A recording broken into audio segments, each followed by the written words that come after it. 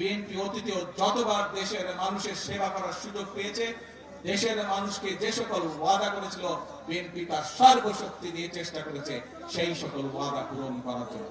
ইনশাআল্লাহ বিগত 12 তারিখের নির্বাচনের আগে আমরা যে সকল ওয়াদা দিয়েছি পর্যায়ক্রমিক ভাবে আমরা একটি একটি করে পর্যায়ক্রমে সেই ওয়াদা পূরণ করব।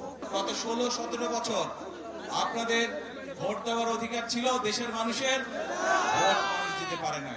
কেউ যদি সরকারের বিরুদ্ধে কথা বলতো কি করতো? গুম হয়ে যেত, মামলা হইতো, এসে ধরে লয়ে যেত, হইতো না? দেশের মানুষ 2024 সালে ছাত্র জনতার অভ্যুত্থানে যারা এসব করতো তাদেরকে দেশ থেকে বিতাড়িত করেছে। এখন আমাদের কাজটা কি? আমাদের মূল কাজ হচ্ছে আমরা আন্দোলন করেছি, সংগ্রাম করেছি, বাংলাদেশের মানুষ আন্দোলন করেছে, সংগ্রাম করেছে, বহু মানুষ শহীদ হয়েছে, বুকে তাজা রক্ত ঢেলে দিয়েছে দেশের মানুষের গণতন্ত্র প্রতিষ্ঠিত করার জন্য। আজ আলহামদুলিল্লাহ আল্লাহর রহমতে দেশে গণতন্ত্র প্রতিষ্ঠিত হয়েছে। আপনারা আপনাদের জনপ্রতিনিধি অর্থাৎ যারা এলাকার উন্নয়ন দেখভাল করবে, এলাকার রাস্তাঘাট হলো কিনা দেখভাল করবে, এলাকার মানুষ চিকিৎসা পেল কিনা দেখভাল করবে, এলাকার সন্তানরা শিক্ষা ব্যবস্থা ঠিকভাবে পাচ্ছে কিনা, স্কুল কলেজ হচ্ছে কিনা দেখভাল করবে, ব্রিজ কালভার্ট তৈরি করবে, মসজিদ মাদ্রাসার সংস্কার করবে, সেই সকল ব্যক্তিকে আপনারা নির্বাচিত করে সংসদে পাঠিয়েছেন, যারা এলাকার মানুষের কথা বলবে এবং এলাকার জন্য কাজ করবে। প্রিয় ভাই বোনেরা, এখন আমাদের সময় হচ্ছে দেশকে পুনর্গঠন করা। আমরা 1971 সালে যুদ্ধ করে এই দেশ স্বাধীন করেছিলাম। ঠিক একই সময় পৃথিবীর অনেকগুলো দেশ, আমাদের এই এশিয়া মহাদেশের অনেকগুলো দেশ সেই সময় স্বাধীন হয়েছিল, তার একটু আগে পিছিয়ে দিয়ে, কিন্তু সেই দেশগুলো আমাদের থেকে অনেক এগিয়ে গিয়েছে। আমরা এক বিরাট স্বৈরাচারের কবলে পড়েছিল এই দেশ, এই দেশের মানুষ। সেই স্বৈরাচার থেকে কবল থেকে এই দেশকে, দেশের মানুষ মুক্ত করেছে, যেভাবে ঠিক 1971 সালে হানাদার বাহিনীর হাত থেকে বাংলাদেশের মানুষ স্বাধীনতাকে ছিনিয়ে নিয়ে এসেছিল।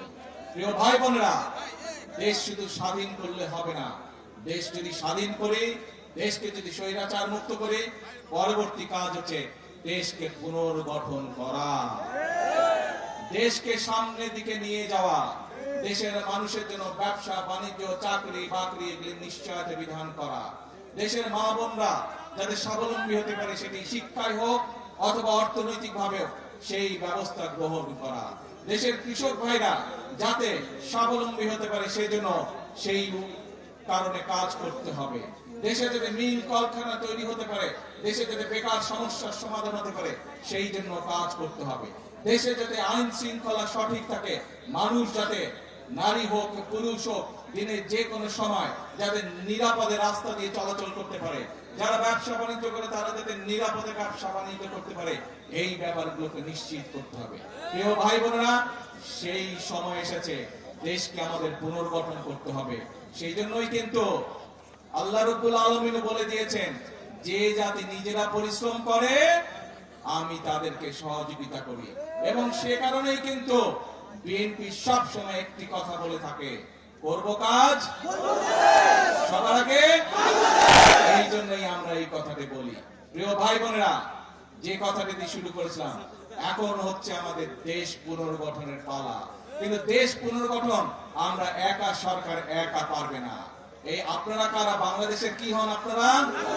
আমার সামনে যে হাজার হাজার মানুষ কি হন? বাংলাদেশের বাংলাদেশের নাগরিক। এই দেশটা কাদের? অর্থাৎ বাংলাদেশের মানুষের, জনগণ হচ্ছে এই দেশের মালিক। প্রিয় ভাই বোনেরা, সেজন্যই মালিক যখন নিজে দায়িত্ব নিয়ে তার দেশের দেখভাল করে তখনই দেশ সামনের দিকে এগিয়ে যায়। এবং মালিক আজ দায়িত্ব দিয়েছে বিএনপি নামক একটি রাজনৈতিক দলকে বিগত 12 তারিখের নির্বাচনের মাধ্যমে। কারণ আমরা আমাদের যে সকল পরিকল্পনা বাংলাদেশের মানুষের সামনে নির্বাচনের আগে উপস্থাপন করেছিলাম, দেশের মানুষ 12 তারিখের নির্বাচনে সেই ম্যানিফেস্টোকে, সেই পরিকল্পনা